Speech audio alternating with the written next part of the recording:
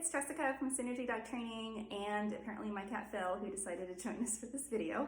I am doing a video on Puzzle Toys 101, what they are, how to use them, and how to use them to keep your dog busy at home. So these are some of the toys that I use most often in my house, and I want to talk about them so that way you guys can get an idea of how to best use them for yourself. All right, so puzzle toys are essentially toys that you put food inside and your dog figures out how to get the food to come out.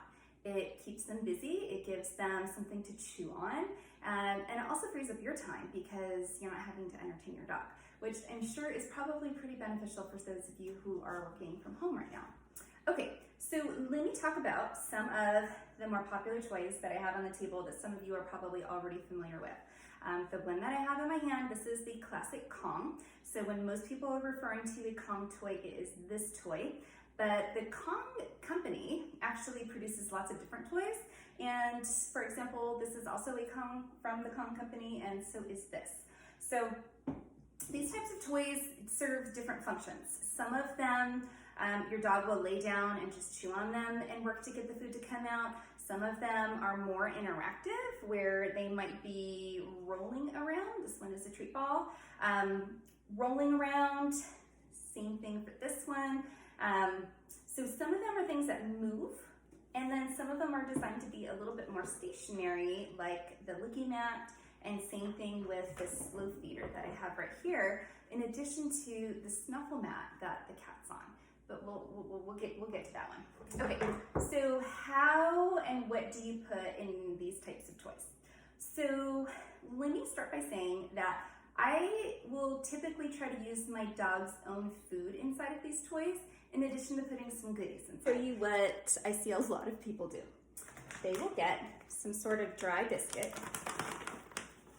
They will put it inside of the Kong, and then they're gonna call it a day. Now, I'm sure there's some hungry Labrador out there that's more than willing to work for that. But I would say the majority of dogs are probably looking for something a little bit more interesting. So what I do with the Kong is I'm gonna mix, let's see. For today's recipe, I'm going to do a little bit of canned, and then I'm also gonna do some of this dry dog food that's right here, and then I might even try to squeeze in a couple of treats in between to make it a little bit harder. So let's start with how I'm gonna put it in. Usually I use this really long spoon because it makes it really easy, because this part is kind of small and this is kind of long, so it's easy for me to funnel the stuff inside. Some people like to mix this in a bowl first and then put it in, but I don't like to do dishes if I don't have to, so I'll just shove it in here. Okay, so I will put a little bit of dry food, so that way there's a little bit of stuff at the bottom so that the wet food does not come out. And then, oh gosh, okay, I didn't think about opening the can in front of the cats, but well, now they're both gonna join in. Oh my God. Seriously, you guys, this is my training video.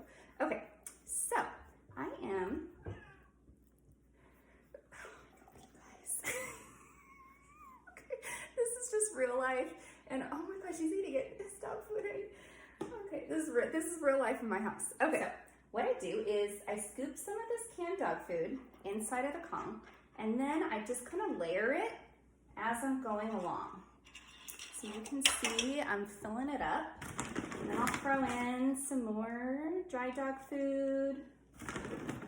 Some more in. And I'll kind of pack it down with this.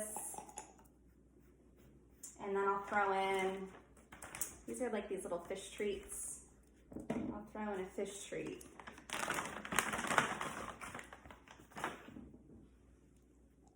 And then keep adding and so forth.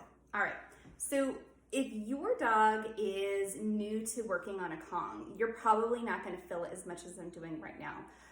And the reason for that is that it might be too difficult for them. So it is something that you want to build up. If your dog is a Kong Pro, where it's super easy for them to get the food out and they will work for the entire thing, I would definitely be filling this entire Kong up. And another little tip that you could do is you can also put it in the freezer. So if your dog is going through this in like 10 minutes, you might also consider freezing it. Okay, so this is kind of the classic Kong and what I put inside of it. Although you can also put eat just this. If I have other things around my fridge, I'll mix some yogurt in there. I will do cream cheese. A lot of people will do nut butters, and I will also do meat flavored baby food. So anything that kind of fits in this that your dog likes, go for it. All right, let's talk about some of the other toys that I have on the table.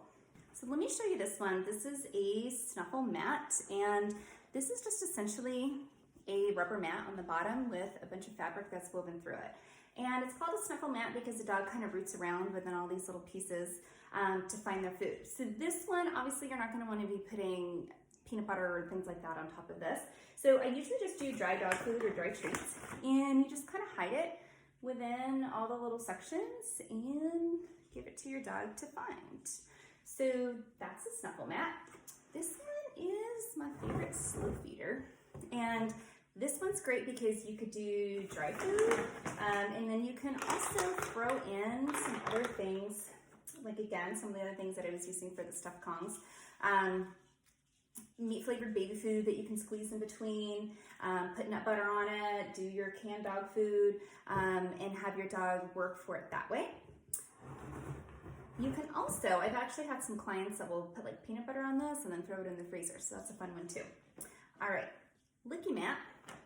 This one is more for something that the dog can actually lick off of it. So it's typically going to be used for yogurt, cream cheese, canned dog food, peanut butter, canned pumpkin. I kind of use all of those things.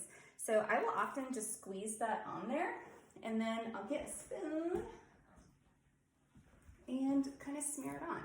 The licky mat you can also throw in the freezer. So if your dog is going through this in a short period of time, you can make any of these types of things last longer by putting them inside of your freezer.